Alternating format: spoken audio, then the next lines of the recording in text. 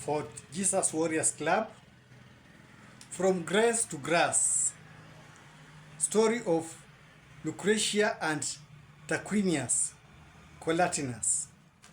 But before I start this, today I made an appeal to the world wearing this shirt.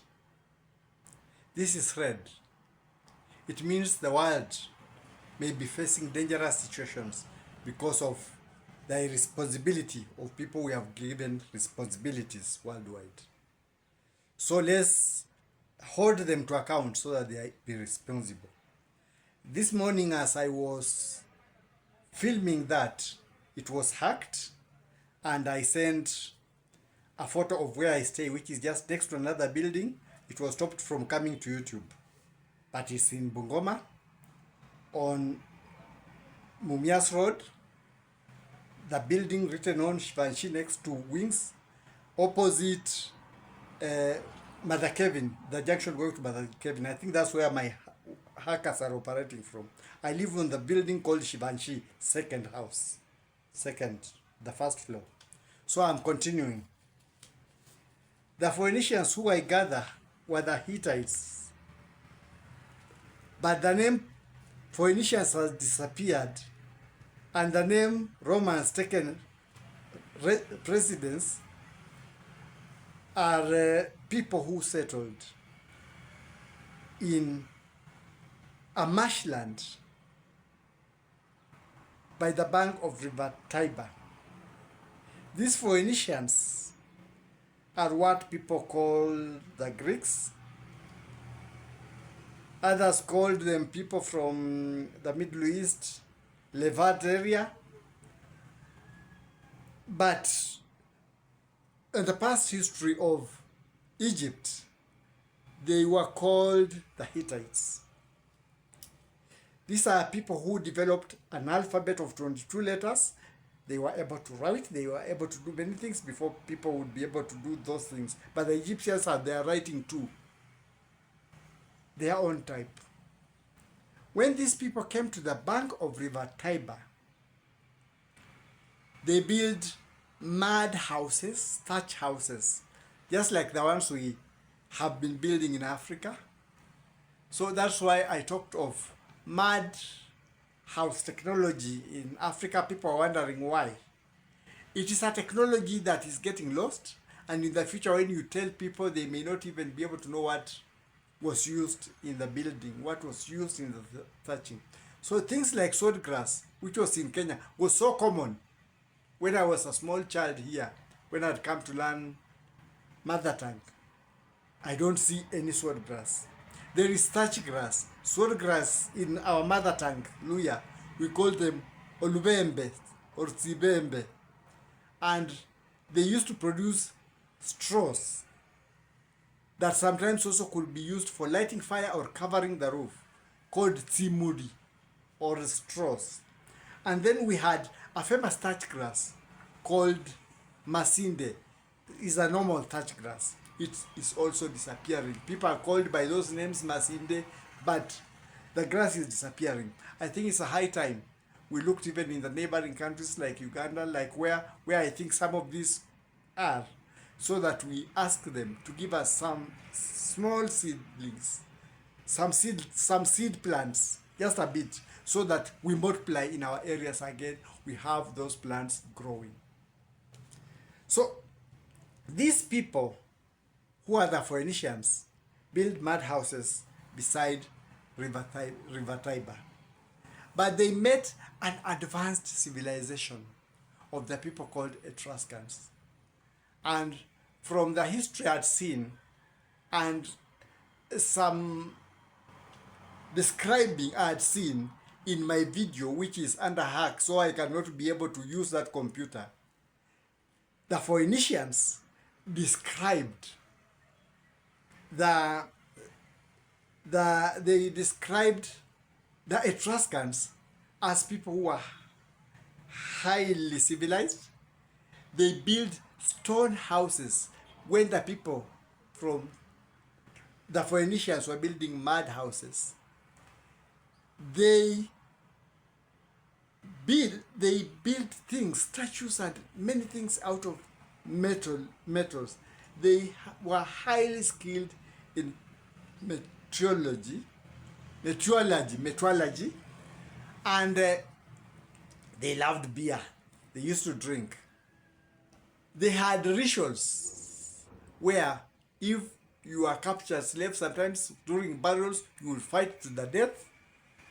And sometimes they had sacrifices, like when a Viking king, not Viking, an Etruscan king died.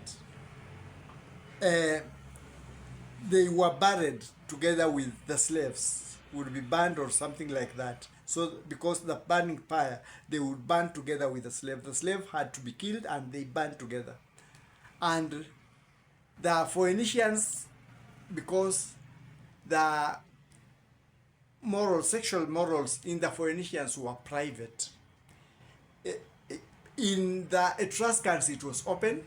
People would copulate in the open, where children are, where people are. It was no problem, any place.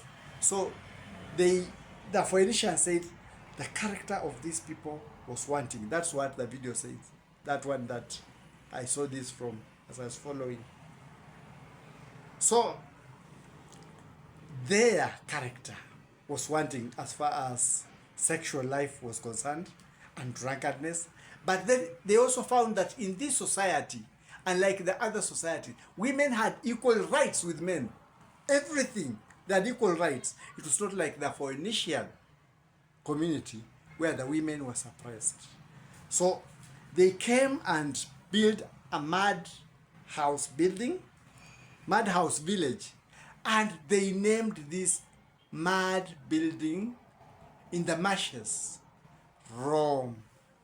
It's a famous name that is known worldwide. They called it Rome.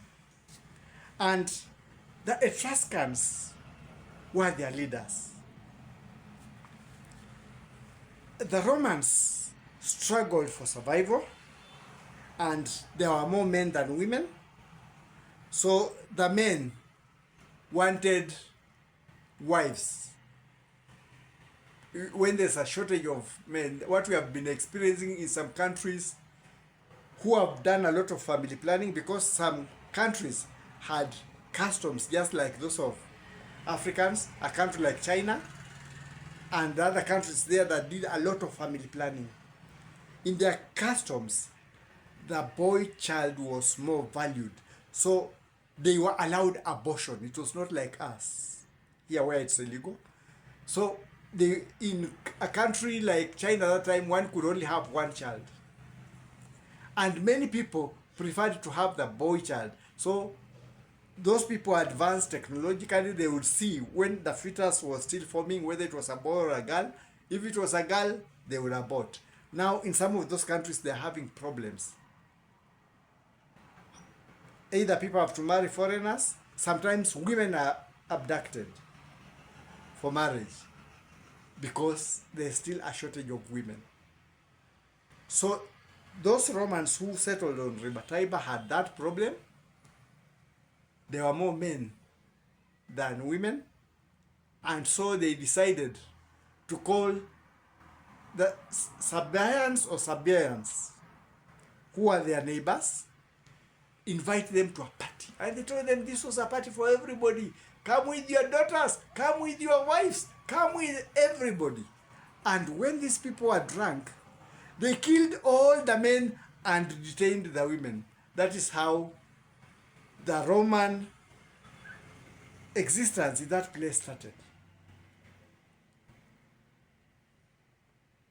We have such an example also in the Old Testament Bible, where a certain person who was from Jebus, the land of the Jebusites, now we call it Jerusalem, went with his concubine, and the people of that area came and grabbed the concubine, and then they mishandled her, and in the morning she was dead. So this man divided the body, because that time there were 12 tribes of Israel. He cut the concubine into 12 pieces and went to every tribe giving a peace. This is what people from this tribe have done to me. I had taken my concubine to their family, and they took the concubine, and whatever happened, happened, and she is now dead. So I've divided to show my grief. And the tribes of Israel rose against one another. Some did not go to the war. And there was a lot of killing of this tribe that had caused that a few men were left. So people again regretted and said, we have almost finished a tribe of our own. And those people who had made pacts to war could not marry them. But they knew about 3 tribes had not come to the battle and had not made that pact. So they also told these people the same thing. Call a party. Let them come with the ladies, but this one now was not killing. When they are coming from the party, abduct the ladies for your wives. And when they come to ask us, we shall tell them, why do you want our fellow brothers' tribes to die?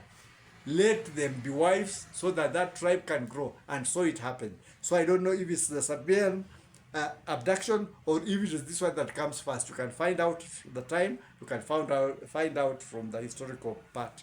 But they were ruled by Etruscans. And the Etruscans were so tough on them. The Etruscans are the people who set the rules that we have. You can go to the past videos, people who discovered the tribe or things like that. So there was an Etruscan king who had a son.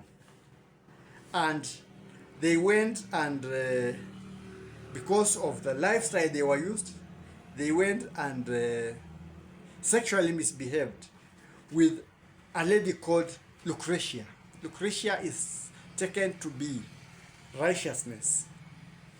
They found her in the house, and a prince of the Etruscans called Sextus. The name goes with the activity almost.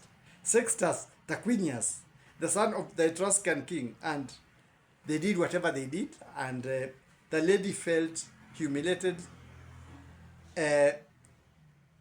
brought to shame. So she told her father and her husband what had happened, and she committed suicide. And that suicide led to the people, the husband of this lady called Collatinus, Tarquinius also, and another one called Junius Brutus, to lead the Romans in a rebellion against the Etruscans. The rebellion was so fierce they took them by surprise and they overthrew the Etruscans and set up a Roman republic. Now from the village they have moved to the city, and they named this city Rome, from the mad village called Rome to a city of stone called Rome. And they fought for a long time. The battle was finally decided during the Trojan War, when they defeated the Etruscans, and there was no Etruscan ruler ever again. The Romans took over. When they defeated the Etruscans, they occupied even the places where the Etruscans used to worship a god called Vatican. We have the Vatican Hills. That is a graveyard of the Etruscans. There was a god of the underworld, a god that when I was comparing some notes, is almost equated to Shiva, the Indian god. But this one was called Vatica. So Vatica was also taken where the Vatican church is. That was a burial place for those people. And this village grew. And it grew as a village. It never grew as a country. Every place it captured became the village of Rome. And the village of Rome spread from below Denmark, Germany that time, to Scotland, back to Africa, almost the whole of North Africa, to part of the European countries that were down there, to the Middle East, up to India. That was how big the village of Rome was. Now we call it the Roman Empire. So every place they captured became Rome. So we can say that time we had a village world kingdom. The village of Rome ruled the world that time. And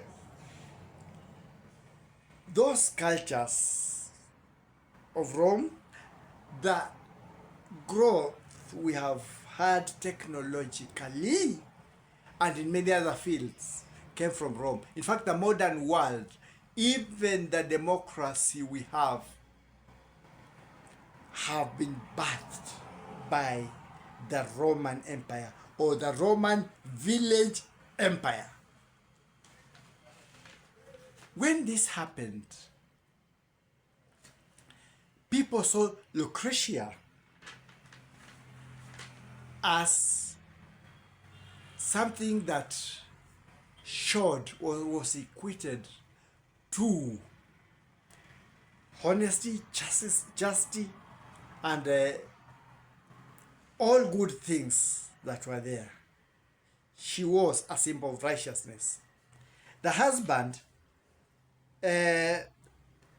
Collatinus, Tarquinius, and the one who led the rebellion, Junius Brutus, formed the first Senate. A Senate was now an organization where people are not ruled by the king anymore. They were around 2 to 3 people who would discuss the affairs of the community. That is the birth of the Senate in the world. That was the first Senate that was formed. But why am I talking about this? I'm talking about an advanced community that out of not minding about other people and whatever things they did, they were reduced to ashes, to grass. And the Etruscan who lived in the Tuscany Valley is still there, and those other areas were absorbed into the Roman society. So we can say they came from grace to grass. In the countries that are developing around the world, there are countries that have grown very fast, but their systems, the way they are doing their things, is likely to take them from grace to grass. So if you are citizens of those places, please ensure that peacefully you don't let your civilization, your countries rise from grace to grass. Because there are countries that were once very famous, they were graced countries. Now the names are not even known. They have gone down to grass. That is what is happening around the world, and that's why this morning I was appealing to warriors, peaceful warriors worldwide, to deal with your own systems from your area of jurisdiction, to deal with your own systems from your countries, to deal with your own systems from your professions, to deal with your own systems from your families, so that unlike the Etruscans who are advanced, the people you thought are under rise, take over, and you are reduced to a level that we say you've risen from grace to grass. That is a message to the world. Please, let's rectify wherever we are in a peaceful manner. There are all those means that can make it possible. This is the appeal I was making in the morning, and this is the appeal I'm extending now. That's my take for now. Take responsibility act from your own self in the capacity where you can peacefully. That is my take for today.